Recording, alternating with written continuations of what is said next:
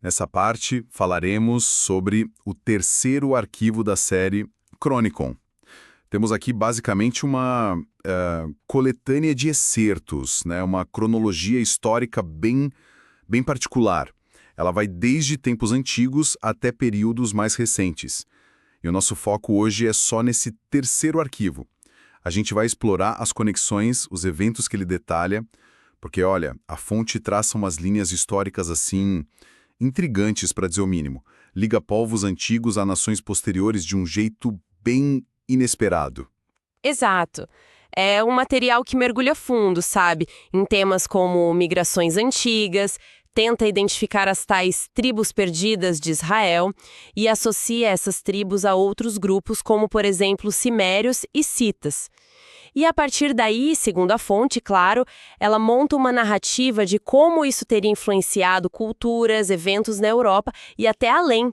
E não para por aí não. Aborda também o surgimento de Roma, os primórdios do cristianismo, tudo sob uma ótica bem específica. Ok, vamos tentar então desembrulhar isso. O arquivo já abre com uma ideia forte, né? Antigos israelitas teriam chegado na Península Ibérica e depois na Irlanda. Isso lá por 700 anos antes de Cristo. E lá eles teriam encontrado os Danam, que a fonte descreve como parentes deles. E sugere que descendentes da tribo de Judá se assimilaram ali, viraram tipo a aristocracia local. Certo. E o que chama atenção logo de cara é como a fonte vai costurando, sabe? Diferentes fios. Ela menciona os milesianos. Milesianos, quem seriam? Então, teriam vindo de Creta, da Síria, de Jônia e se estabelecido na Espanha e na Irlanda como os Gaels. A fonte afirma que a linhagem de Éber, daí vem hebreu, né, seria a origem dos irlandeses e escoceses. E tem mais, olha só. Alega que descendentes de Efraim teriam saído do Egito antes do êxodo bíblico e chegado à Irlanda. Antes do Êxodo? Nossa. Os irlandeses eram chamados de iberianos, ou seja, hebreus nessa interpretação. Entendi. Então essa conexão Israel-Irlanda é estabelecida bem no começo. Mas aí o foco muda um pouco, vai para a Grécia, isso? Jogos Olímpicos. Isso. Menciona o início dos Jogos Olímpicos em 776 a.C., por Ífito de Élida, supostamente seguindo instruções do oráculo de Delfos por causa de guerras, uma praga. E aí vem outra conexão, inesperada. Liga esses jogos aos Jogos Istmicos, lá de Corinto, Jogos Istmicos. que eram presididos por um deus fenício, Melikertes, que seria o Melkarte.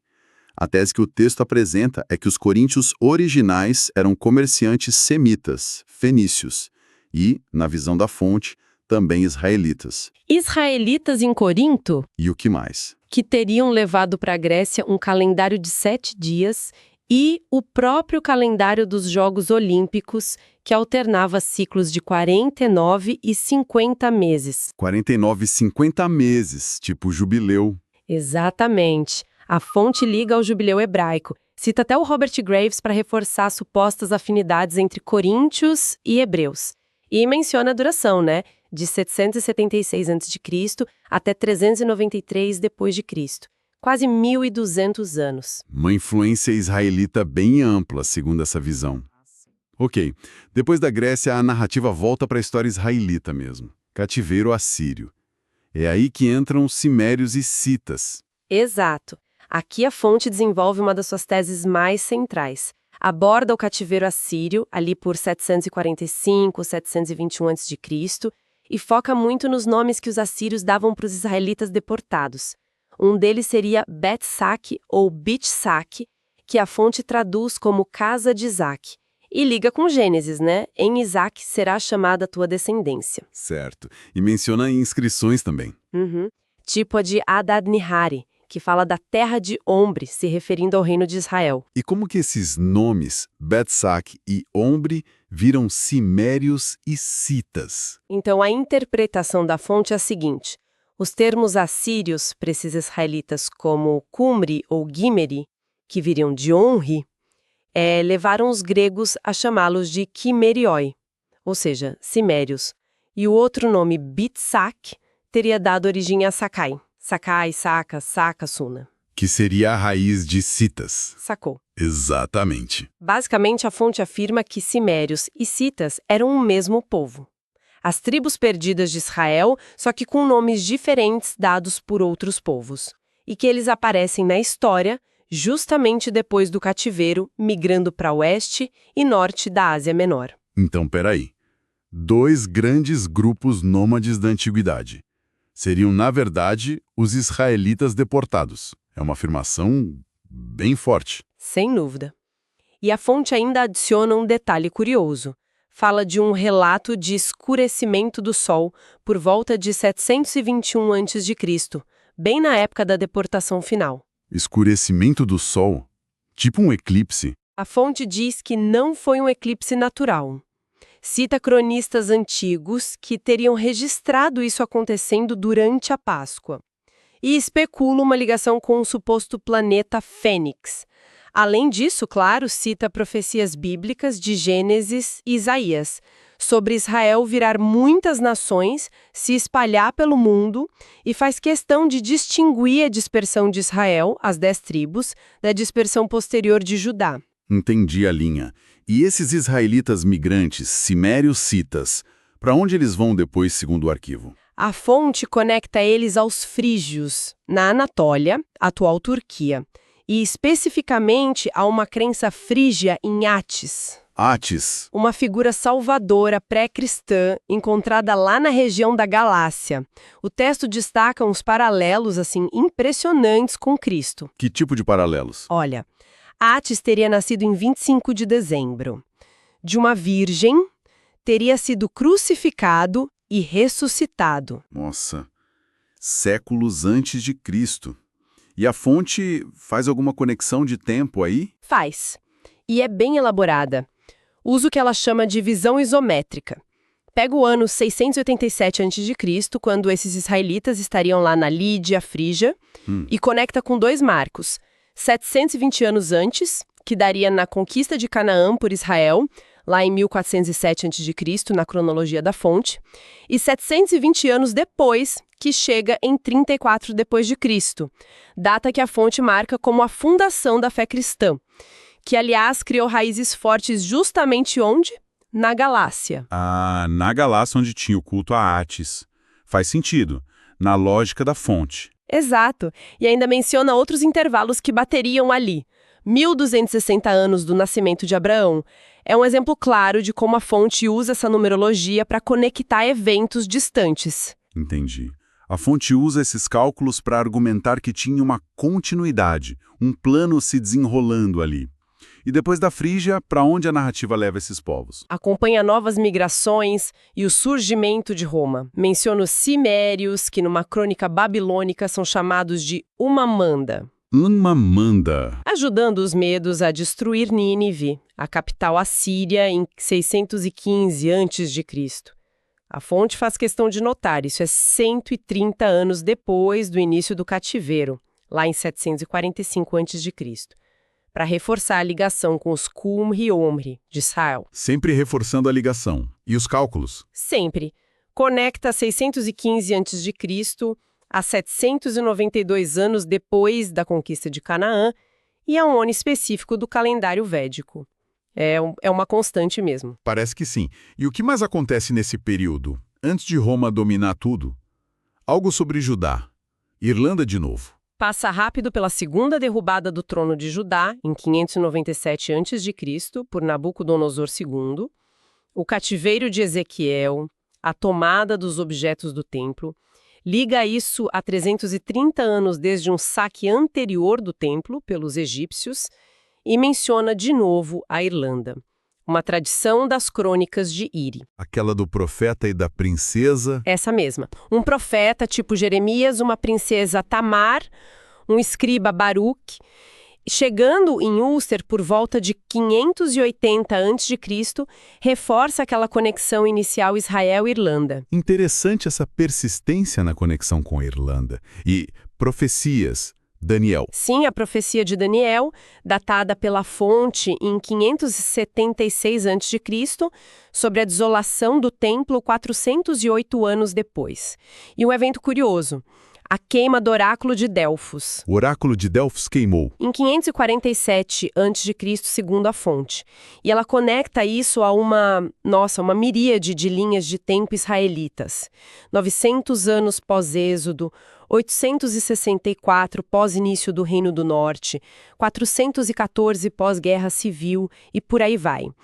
E a visão de Daniel das 4 bestas, de 537 a.C., a fonte interpreta como os impérios que dispersaram os judeus, Babilônia, Pérsia, Grécia, Roma. Certo, essa é a interpretação mais comum, eu acho. Sim, mas aí ela adiciona. E nos últimos dias seriam potências que os trariam de volta.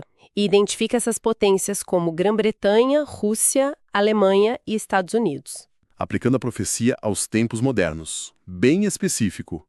E os celtas, como eles entram disso? A fonte introduz eles aqui.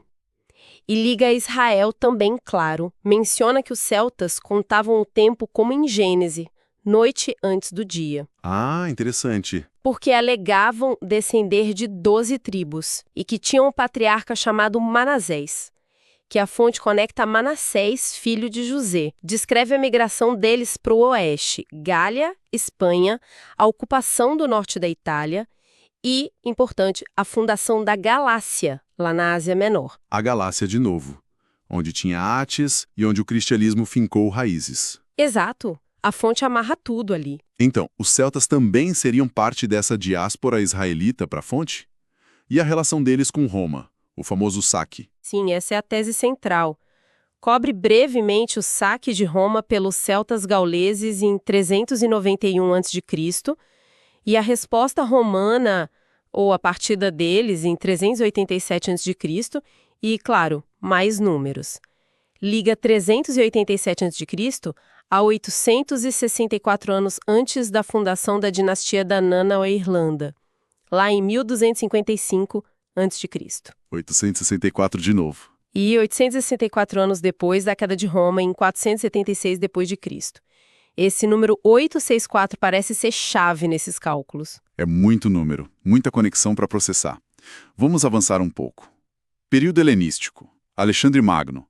Como a fonte o encaixa? Bom, Alexandre entra em cena, aluno de Aristóteles, claro. A fonte menciona uns fenômenos celestes em 349 a.C., um grupo de cometas chamado Apocalipse Sodoma-Troia. Nome sugestivo. Bastante. E conecta isso a várias cronologias, Fênix ou Meca, e 880 anos depois da queda de Troia, que na cronologia da fonte é 1229 AC, eventos como Artaxerxes III invadindo a Fenícia em 345 AC, deportando sidônios, também são amarrados a múltiplos ciclos cronológicos, ligados a Israel, Babilônia, Pérsia, até o dilúvio. Parece que qualquer evento serve de gancho para essas linhas de tempo. E a interação de Alexandre com os judeus e samaritanos, aquela história dele em Jerusalém. A fonte aborda isso, sim, em 332 a.C., menciona os samaritanos dizendo que eram descendentes dos sidônios, fenícios, e faz de novo a distinção. Israelitas são as 10 tribos dispersas, judeus são Judá, Benjamim, Levi. Cita Joséfo falando de judeus vivendo em paz com os samaritanos depois do exílio e relata a tradição de Alexandre ter visitado Jerusalém e visto as profecias de Daniel que supostamente falavam dele. O bode destruindo o carneiro persa. Essa tradição é conhecida, embora seja debatida pelos historiadores. E depois de Alexandre, Ptolomeu no Egito. Isso, Ptolomeu I governando o Egito em 319 a.C. E aqui a fonte faz umas conexões, assim, bem exóticas. Liga essa data ao fim do 7º Bactum da contagem longa maia. Maia. O calendário maia. Exato. Um ciclo de quase 400 anos. E menciona uma suposta alteração orbital da Terra em 713 a.C., causada por um satélite escuro. Satélite escuro. Isso, ligado a Enoque. E o retorno desse satélite em 319 a.C., conectando isso ao início de uma dinastia Anunnaki-Nefilim, 2520 anos antes. Anunnaki, Nefilim, isso já entra num território bem alternativo, digamos. Definitivamente. Mostra como a fonte mistura cronologia histórica com elementos mais esotéricos de outras tradições. Introduz também o calendário grego Seleucida, em 313 a.C., alega uma origem macedônia-israelita para os Seleucidas e liga o início do calendário a 400 anos depois daquela suposta alteração orbital de 713 a.C. E, de novo, uma avalanche de conexões numéricas com calendários fênix, orbital, maia e marcos israelitas. Ok, tá claro que a metodologia é essa, encontrar padrões numéricos e conexões entre tudo. E marcos mais conhecidos. Colosso de Rhodes. Guerras Púnicas. Menciona brevemente o Colosso de Rhodes, concluído em 301 a.C., destruído 66 anos depois. Liga 301 a.C. a mais cronologias israelitas. A fundação da Galácia pelos gauleses, os celtas, em 277 a.C., é apresentada como uma reunião dos israelitas jônicos da Naãs, que já estariam lá com esses celtas gauleses que chegaram depois. Uma reunião de diferentes ondas da diáspora israelita, então. Exato. E o fim da Primeira Guerra Púnica, Roma contra Cartago, em 241 a.C., conectado a ciclos de 690, 504, 720, 480 anos de eventos israelitas, e até 1998 anos após o dilúvio, que é 666 vezes 3. 666? E sugere que tinha descendentes de Israel dos dois lados do conflito, na Sicília, Sardenha, em Cartago e em Roma. Essa ideia de Israel espalhado por todo o Mediterrâneo é bem central para a fonte, né? E a Segunda Guerra Púnica, Hannibal. A Segunda Guerra Púnica, 218 a.C., é apresentada quase como um replay de uma invasão anterior de Hannibal em 1478 a.C., uma data bem específica dessa cronologia. Liga 218 a.C. a 1229 anos pós-Êxodo, e a queda de Troia em 1229 a.C. Pinta o conflito como uma luta entre ancestrais romanos, os troianos, e os israelitas da Nã, os gregos. Uma luta ancestral, então. E a revolta macabeia? Em 165 a.C., quando purificaram o templo em Jerusalém. Também é encaixada em múltiplos ciclos numéricos, 414 vezes 3, 432 anos, e é vista como o início de uma contagem regressiva para a queda da Judéia para Roma. A fonte continua traçando essas conexões enquanto Roma cresce. Fala algo sobre os druidas celtas. Sim, citam o estudo de Posidônio sobre celtas, gauleses, druidas, lá por 94 a.C. Mencionam um código heróico celta parecido com o dos israelitas e semelhanças na fé druídica. Sem ídolos, sem templos fechados, um sacerdócio com um treino longo de 20 anos e uma crença na unidade dentro de uma trindade. Isso tudo para reforçar a tese da origem israelita dos celtas. Entendi. E a chegada de Roma na Judéia e na Britânia? Pompeu, César... Aborda Pompeu, limpando os piratas do Mediterrâneo em 67 a.C., conecta a data a mais ciclos, 138 vezes 10 pós-Êxodo, 864 pós-Reino Dividido. O 864 de novo? E alega que as ilhas estavam povoadas por descendentes de Israel cumprindo profecias.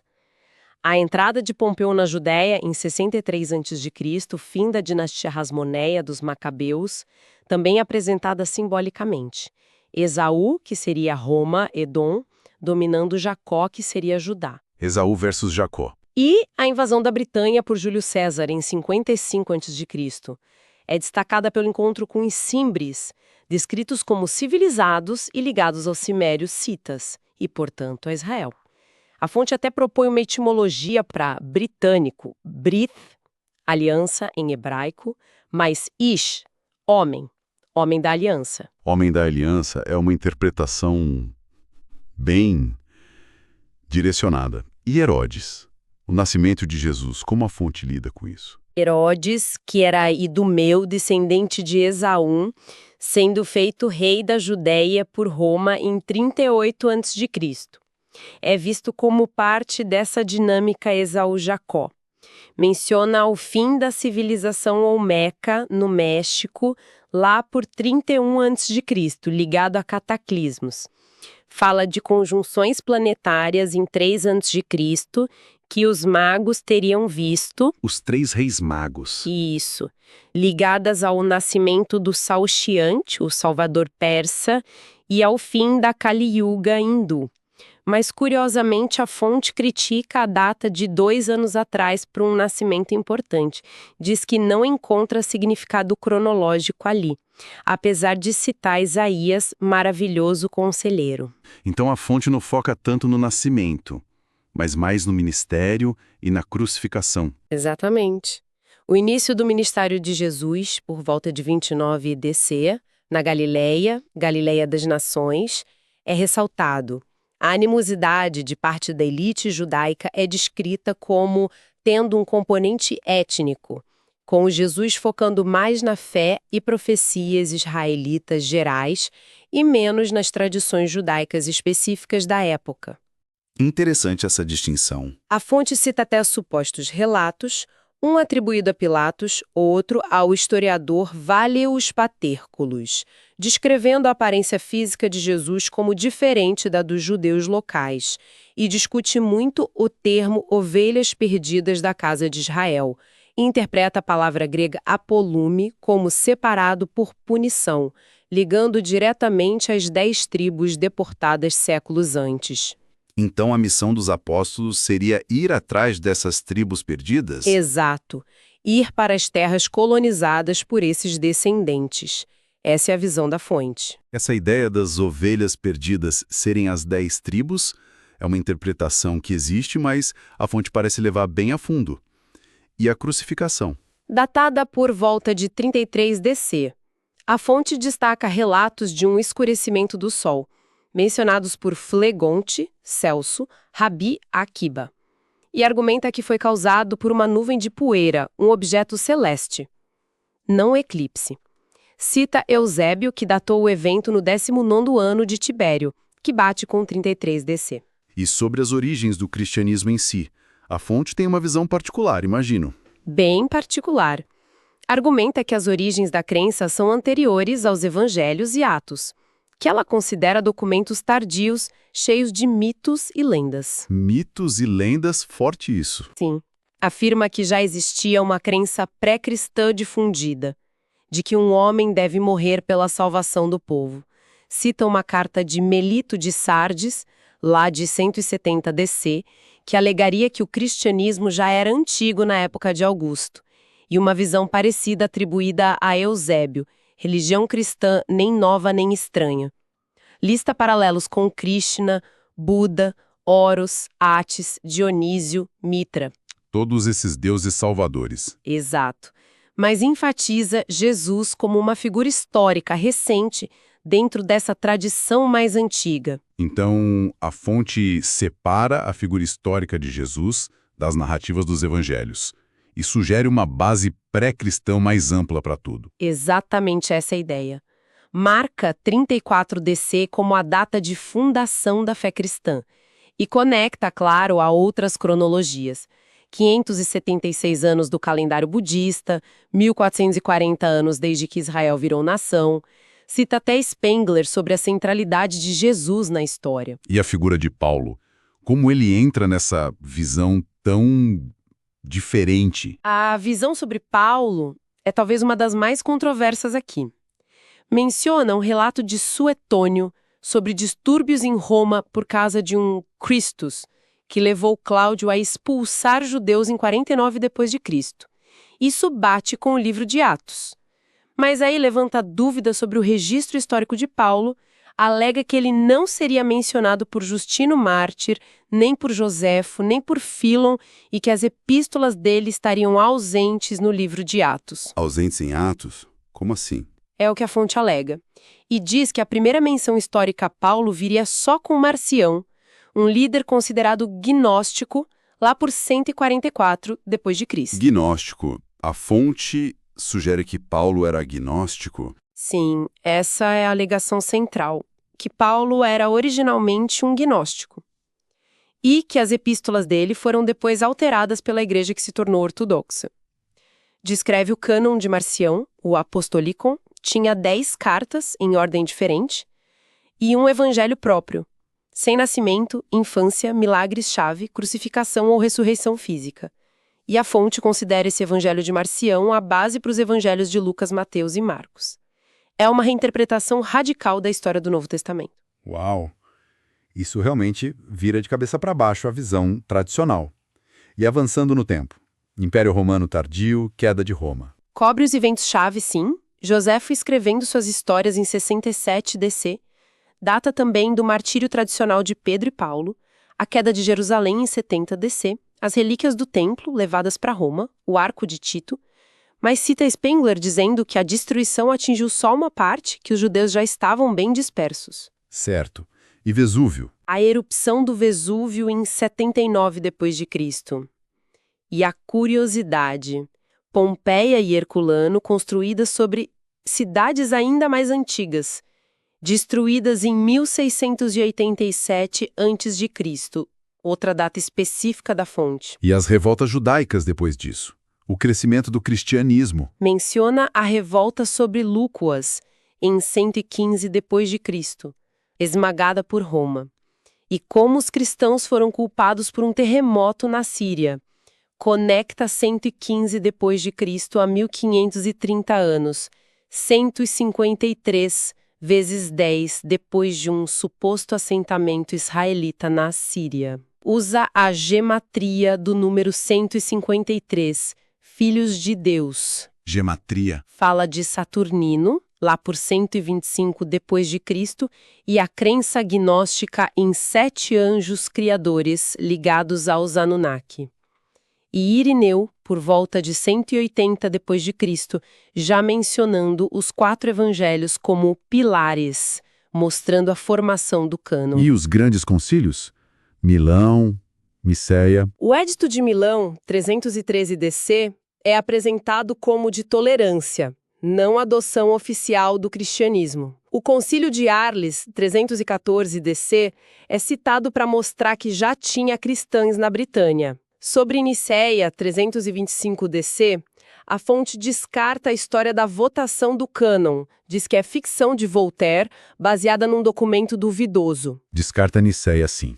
Ok. E em 326 DC, a Igreja Romana adota a Páscoa, Easter, rejeitando a Passover judaica. A fonte liga Easter a Asharote e Star, e Roma a Nova Babilônia. E conecta a data, 864 anos depois da queda da Babilônia original. O 864 de novo. E essas conexões Roma, Babilônia, deusas pagãs, são temas recorrentes então. E o Natal, 25 de dezembro. O Papa Libério declarando 25 de dezembro como o nascimento de Jesus em 354 DC, é ligado diretamente aos cultos de Mitra e outros deuses solares, deuses salvadores. E a fonte lista uma profusão de conexões calendáricas para esse ano. Descida dos vigilantes, Védico, Pirâmide, pós-dilúvio, pós-êxodo, Seleucida, tudo batendo ali. É uma rede de números impressionante. Atanásio, em 367 DC, publica a primeira lista conhecida do Novo Testamento como a gente tem hoje. E a fonte conecta isso a 1244 anos antes da Bíblia King James. Menciona uma profecia sobre receber a palavra numa língua desconhecida. É muita informação condensada. E a queda do Império Romano no Ocidente? Os bárbaros. Os visigodos entrando no Império em 376 DC são conectados a ciclos de 960 anos pós-queda de Judá. Em 416 DC, um tal Orósio nota igrejas cheias de hunos, suevos, vânvalos, burgúndios. Os povos que invadiram o Império. A morte de Átila, o huno, em 453 DC, é mencionada com a ideia de que os hunos não eram primitivos, mas europeus assimilados. Talvez também de origem israelita. Finalmente, 470 DC marca o fim do nono Bactum Maia, e a calendárica da fonte aponta para um evento semita-israelita. E, em 471 DC, o Concílio de Éfeso transforma o culto de Ártemis em culto à Virgem Maria. Então, para resumir, o que tudo isso significa no fim das contas. Ao analisar esse terceiro arquivo do Chronicon, fica a impressão de uma teia imensa, né? Muito complexa. Exatamente. A fonte constrói uma narrativa alternativa muito, muito intrincada, cheia de migrações, identidades que se misturam, profecias e, principalmente, esses cálculos cronológicos super precisos que buscam conectar tudo. A sugestão central é essa, que fios da história israelita se espalharam de formas que a gente nem imagina. Influenciaram culturas, momentos cruciais na Europa e além, de um jeito que a história convencional, não costuma abordar. E isso, claro, levanta uma questão importante que fica no ar. Como que essas cronologias, essas conexões todas que a fonte propõe, como elas se encaixam com as narrativas históricas mais estabelecidas? Elas desafiam, complementam, ignoram? Fica esse convite a pensar, né? Sobre como a história é contada e como diferentes perspectivas podem conectar os pontos do passado de maneiras surpreendentes, às vezes até controversas. Nossa exploração dessas fontes continua na próxima parte. Bem-vindos a mais uma análise aprofundada. Hoje a gente vai mergulhar num conjunto de fontes bem peculiar, conhecido como Arquivos Chronicon. Esses textos propõem uma visão assim bem alternativa da história, sabe? Cheia de cronologias secretas, eventos cósmicos e origens inesperadas para civilizações e acontecimentos globais. A nossa missão aqui é tentar seguir alguns dos fios principais dessa narrativa complexa, né? Destacando as conexões, os padrões que os arquivos crônicos sugerem que existem por baixo da história oficial. Ok, vamos começar a desemaranhar isso. O ponto de partida dessas fontes é bem mais antigo do que a gente geralmente pensa. Elas descrevem um mundo pré-adâmico que teria sido destruído por cataclismos, falam de uma nuvem de poeira bloqueando o sol, meteoritos caindo, e eles conectam isso àquela frase inicial de Gênesis, e havia trevas sobre a face do abismo. Bem impactante já começar assim. E é nesse cenário de destruição pré-histórica que as fontes introduzem os Anunnaki. Eles são descritos como seres que teriam vindo de um planeta chamado Nibiru, e também de um corpo celeste chamado Satélite Escuro. A narrativa afirma que eles ficaram presos aqui na Terra e nesse satélite escuro depois da destruição da própria civilização interplanetária deles. Uma civilização que, segundo os textos, incluía os dinossauros, tipo como parte do ecossistema deles ou talvez criações. Dinossauros? Junto com Anunnaki? É o que dizem as fontes.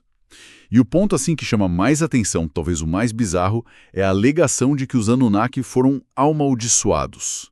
Eles teriam assumido formas físicas reptilianas ou anfíbias parecidas com as criaturas pré-históricas que eles mesmos, supostamente, teriam estado envolvidos. Nossa! E essa questão da forma física deles parece ser bem importante na narrativa, né? Porque as fontes reinterpretam a história do Jardim do Éden nesse contexto. A serpente não seria um animal literal, mas um intérprete, Anunnaki, um dos observadores que teria levado a humanidade a duvidar, a questionar. Exato. E isso fez com que os primeiros humanos, perdessem a inocência, abrindo os olhos para o bem e para o mal. Citando um texto gnóstico, as fontes dizem que isso levou os humanos a desprezarem seus criadores Anunnaki, justamente por causa dessas formas animalescas deles. Então a queda não foi só desobediência, mas também uma rejeição estética, por assim dizer. É o que a interpretação sugere. E essa rejeição teria levado à expulsão do Éden e ao início do que as fontes chamam de uma maldição de 6.000 anos sobre a humanidade. Eles marcam o início disso de forma bem precisa, 3.895 a.C., e projetam o fim para 2106 d.C. 2106? Sim, e de forma bem específica, apontam 2106 como o ano em que Nibiru, o suposto planeta dos Anunnaki, deve passar novamente perto da Terra, fechando um ciclo. Bem conveniente, né? Com certeza. E essa ideia de ciclos cósmicos ditando o ritmo da história terrestre parece ser um pilar nos arquivos Chronicon. Além desse Nibiru, com essa órbita longa de 792 anos, eles falam muito de outro corpo celeste, o planeta Fênix. Esse teria uma órbita bem mais curta, de 138 anos, passando pelo sistema solar interior e sendo o gatilho para vários desastres antigos, segundo a cronologia deles. O interessante é como essas diferentes linhas de tempo, a Anunnaki, a Fênix e uma terceira que chamam de orbital, são usadas para amarrar eventos históricos de um jeito bem fora do padrão.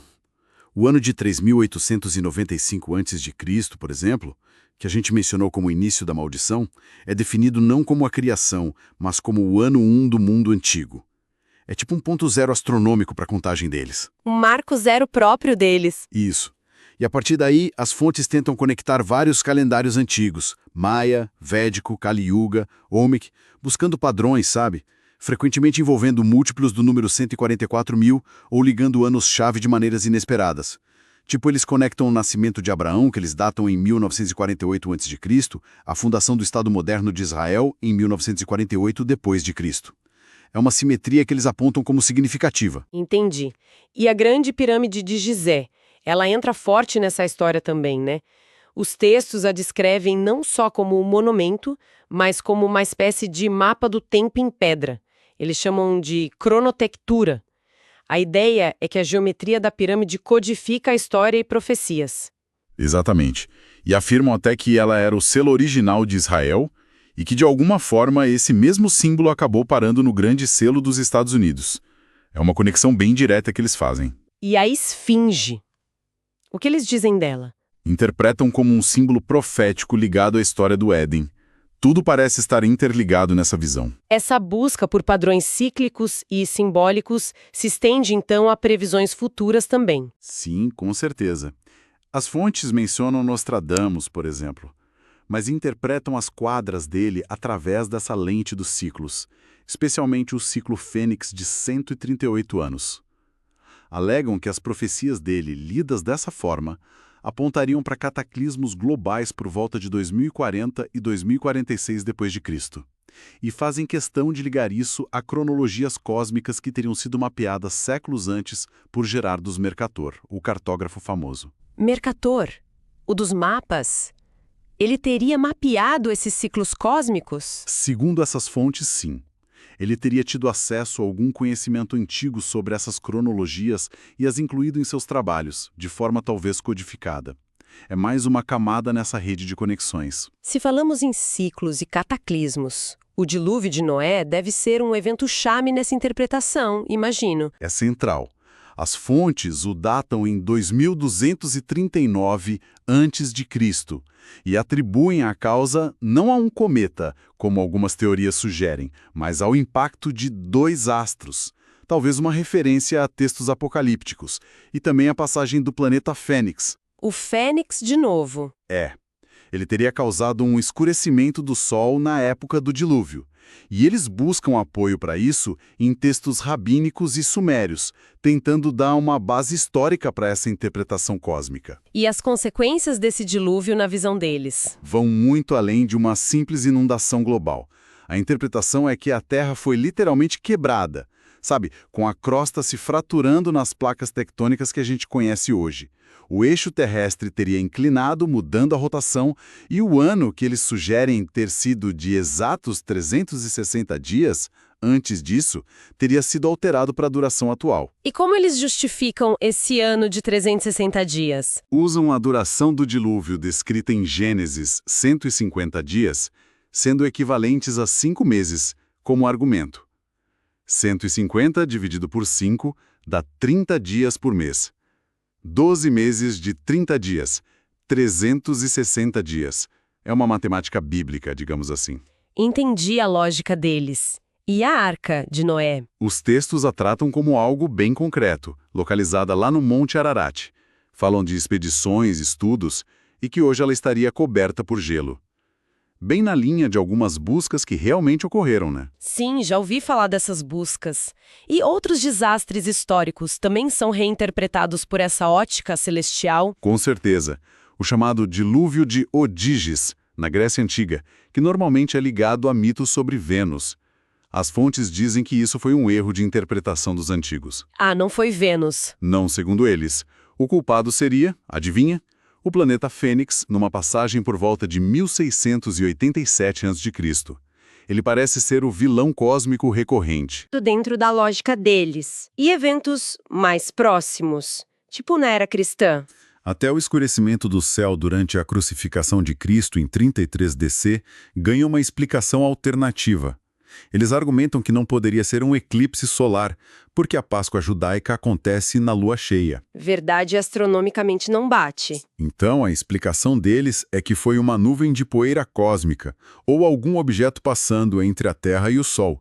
E citam até o historiador Phlegon, um escritor grego do século II, como uma testemunha antiga que teria descrito um evento assim, diferente de um eclipse normal. Interessante essa busca por fontes antigas para corroborar, mesmo que sejam interpretações bem particulares. Sim, é uma constante.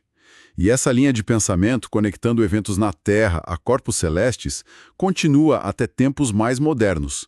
O evento de Tunguska, lá na Sibéria, em 1908... Aquele da explosão misteriosa? Esse mesmo. É descrito não como um asteroide comum ou um fragmento de cometa pequeno, mas como a explosão aérea de um cometa muito grande, com milhões de toneladas. E mesmo cometas mais recentes, como o cometa Biela, que se desintegrou no século XIX, ou Hale-Bopp, que foi super visível em 1997, são vistos dentro dessa estrutura maior. Eles seriam portadores de significado, ligados às cronologias e a possíveis eventos futuros. Tudo faz parte do grande ciclo. Certo. Agora vamos entrar numa parte que, olha, realmente diverge bastante da história convencional. As fontes propõem origens bem diferentes para vários povos antigos e modernos, ligando muitos deles às chamadas tribos perdidas de Israel. Por exemplo, eles falam dos Dânaos, que aparecem na mitologia grega antiga, vindos do Egito, e os identificam como sendo da tribo de Dan israelita. É isso mesmo. Exatamente. E aqui é crucial uma distinção que as fontes fazem o tempo todo entre israelitas, que seriam as 12 tribos originais descendentes de Jacó, e judeus, que seriam primariamente da tribo de Judá, Benjamim e Levi, que formaram o Reino do Sul e, em parte, retornaram do exílio babilônico. Entendi a distinção. Então o foco é nas outras tribos, as do norte. Principalmente a narrativa central é que as tribos do norte de Israel, que foram deportadas pela Assíria por volta de 722 a.C. e que os assírios chamavam de Cimerianos ou Saca, Citas ou Casa de Isaac, nomes que aparecem em registros históricos, essas tribos não desapareceram simplesmente. E para onde elas teriam ido segundo os arquivos? Teriam migrado em massa para a Europa e Ásia. E essas migrações em larga escala teriam sido a semente de muitos povos europeus conhecidos. Tipo quem? Os citas e cimerianos se tornariam os celtas, os gauleses, e eventualmente seus descendentes teriam fundado nações como a Grã-Bretanha. Grã-Bretanha. Como eles conectam isso? O próprio nome British é interpretado nos textos como derivado do hebraico. Brith significaria aliança e Ish, homem. Então, Brith Ish seria homem da aliança. Uma etimologia bem criativa, e essa linhagem seguiria até os fundadores dos Estados Unidos. Eles traçam conexões também para a fundação de Londres, que ligam a Troia e, por extensão, a Israel. Espera, Troia ligada a Israel? Sim, é outra conexão que eles fazem. E os milesianos na Irlanda e Espanha teriam vindo de Mileto na Ásia Menor, mas com raízes israelitas também. Até os fundadores da Macedônia e os Gálatas, lá na Ásia Menor, são conectados a essas migrações israelitas perdidas. É uma rede imensa. É uma releitura completa da etnogênese europeia, basicamente. Totalmente. E essa releitura culmina na ideia de que os Estados Unidos representam um cumprimento de profecias bíblicas específicas, principalmente a bênção de Jacó, ou Israel, aos filhos de José, Efraim e Manassés. Eles estavam destinados a se tornar uma multidão de nações e um grande povo.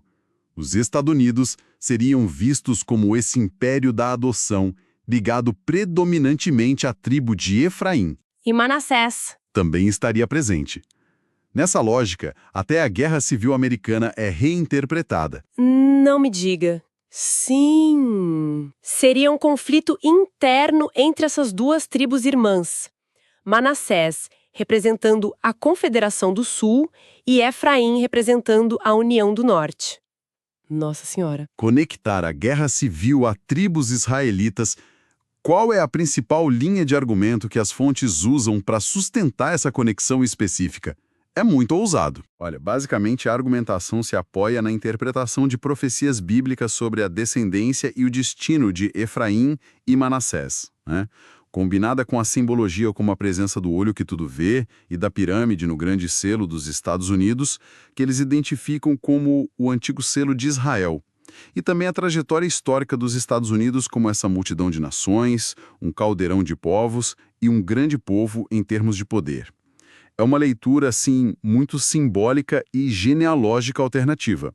Eles mapeiam características e destinos tribais sobre eventos históricos americanos. Entendi. É uma leitura que força muito a barra dos símbolos e das profecias para caber nos eventos. Sem dúvida. É importante dizer que isso está totalmente fora do consenso histórico acadêmico, né? Mas é central para a narrativa dos arquivos crônicos. Eles constroem essa identidade oculta para os Estados Unidos. Compreendido.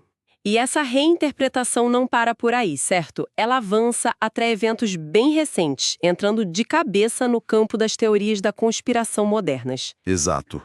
O fenômeno dos OVNIs, que, bom, ganhou muita força no século XX, é diretamente ligado aos Anunnaki. Eles seriam os seres por trás desses objetos. Então os OVNIs seriam naves Anunnaki? É o que as fontes sugerem? E vão além. Chegam a alegar a existência de acordos secretos entre governos humanos e esses seres. Mencionam especificamente um acordo em 1962. Um acordo sobre o quê? Onde governos teriam, trocado permissão para abduções humanas por acesso à tecnologia Anunnaki. Uma troca bem sinistra. Relatam até supostos incidentes nos anos 50, onde OVNIs teriam sido derrubados por sistemas de radar armados que foram desenvolvidos rapidamente. E isso já entra direto no folclore ufológico mais pesado. Com certeza. E não para por aí. Eventos financeiros e políticos também são enquadrados nessa visão conspiratória. A criação do Federal Reserve nos Estados Unidos em 1913, por exemplo, O Banco Central americano. O que eles dizem? associam a manobra de dinastias bancárias internacionais, citando especificamente os Rothschilds, que teriam, nessa visão, assumido o controle da economia americana através do Fed. Uma teoria da conspiração financeira clássica, né? Sim, bem conhecida. E eventos mais recentes ainda. Até os ataques de 11 de setembro de 2001 são revisitados sob essa ótica. Há alegações de envolvimento do Mossad, o serviço secreto israelense, e um ponto que eles destacam é a suposta ausência de vítimas judias no World Trade Center. Uma alegação, é importante frisar, controversa e que é frequentemente refutada por dados estatísticos, mas que consta nesses textos como parte do argumento conspiratório.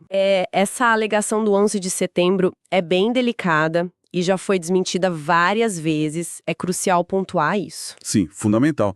A gente está aqui só relatando o que as fontes dizem, sem endossar. E até observações astronômicas mais recentes são puxadas para dentro dessa grande teia. Como assim? O registro de objetos espaciais não identificados, eles mencionam um suposto exoplaneta fotografado em 2005 que não orbitaria uma estrela visível. Isso é conectado pela narrativa ao possível retorno iminente do planeta Fênix ou de Nibiru. Ah, então até a astronomia recente é usada para confirmar os ciclos. Exato. Tudo se alinha com as cronologias cíclicas e as previsões de futuras catástrofes que permeiam todo o material. É um sistema que se autoalimenta de interpretações. Percorremos um caminho bem longo aqui, hein? Milênios de história, atravessando continentes e até o cosmos, seguindo as pistas deixadas nesses arquivos crônicos. Vimos como eles tentam amarrar pontos que parecem totalmente desconexos. Seres celestiais antigos, planetas errantes causando desastres, migrações secretas redefinindo a origem das nações e chegando até OVNIs e conspirações modernas. É verdade. Tudo conectado para essas supostas cronologias ocultas e ciclos cósmicos. É um quadro da história radicalmente distinto do convencional, não tem como negar. Desafia muitas das nossas certezas, né? Sobre quem somos, de onde viemos, como os grandes eventos se desenrolaram. Com certeza. E a forma como essas fontes reinterpretam textos sagrados, marcos históricos, símbolos universais como a Grande Pirâmide, é, no mínimo, instigante. Provocativa. Força a gente a pensar sobre como as narrativas históricas são construídas e o que pode ficar de fora da versão padrão, né? Sim. Então, qual o saldo disso tudo? Talvez a grande pergunta que essas fontes nos deixam para refletir seja: e se a história humana, na sua escala mais ampla, realmente operar em ciclos gigantescos e repetitivos? E se a gente for de fato influenciado por forças e eventos cósmicos, passagens de planetas, ciclos estelares, talvez até interações com outras formas de inteligência, como sugerem esses textos, que só agora começamos a arranhar a superfície? É uma pergunta vertiginosa. Com certeza. O que isso mudaria na nossa compreensão do passado e, talvez mais crucialmente, nas nossas expectativas para o futuro? Fica aí a reflexão.